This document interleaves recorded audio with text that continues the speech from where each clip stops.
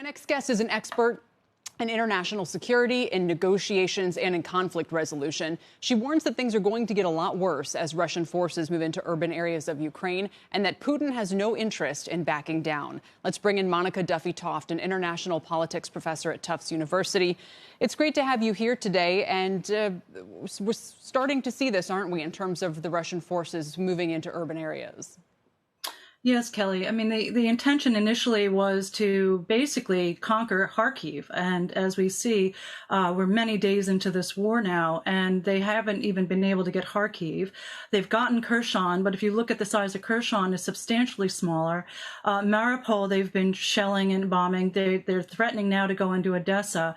But the one that they really wanted was Kharkiv, which they expected to roll over, and then, of course, Kiev. And so given the Russian military's conduct of war when it comes to urban areas, and we've seen this in the past, and we can talk most recently in Syria, but then also in Grozny, it doesn't really have a strategy for going into urban areas. So it's going to get really, really bad in the next couple of days. Do you think that Lviv is a key area to watch? Because my understanding is that's how a lot of the Ukrainian population is getting out to places like Poland, and how a lot of supplies are still coming into the country. What should we expect on that front? So for now, it doesn't appear, if you look at the movement of troops, it doesn't appear as if that's part of it. However, Odessa will allow, if they can get Odessa, to move up to the northwest. And it would be really bad if Putin and company and his military moved into Lviv, because that really is sort of the heartland of Ukraine. And moreover, for cultural sites, religious sites, and Kiev is the same. But at this point, I don't think Lviv is under threat. It seems as if they're trying to concentrate their forces by actually taking Kharkiv, continuing their operations in the south from Mariupol and Odessa, and then also continuing to try to, as we say, soften up Kiev so they can move into Kiev and hopefully get the capital city. But the Ukrainians have shown themselves to be extraordinarily formidable in this fight and have pushed back and repelled a bit. So it'll be a question over the next couple of days if he gets Odessa and if he sort of lands Kharkiv and Mariupol, and then what happens with Kiev or Kyiv. So, as you say, and obviously as we're witnessing, Putin has no interest in backing down.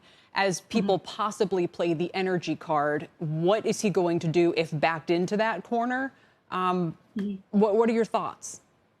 Well, look, Putin is backed into a corner. The question is whether he realizes he's backed into a corner. We have never seen a sanctions regime like this before. We have, 5 states that sort of didn't vote against the UN resolution, one of whom was Russia itself, and then Belarus, which is basically under President Lukashenko in Putin's pocket.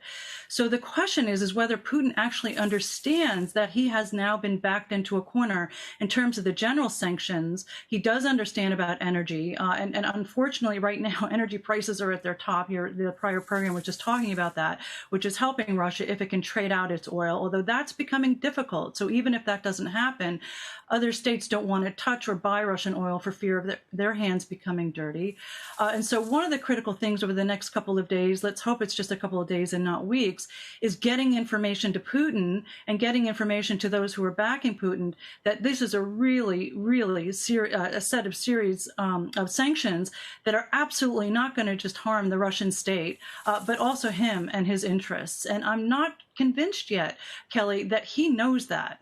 All right, Monica, we'll leave it there for now. Check back in with you soon. We hope to. Thanks for your time today.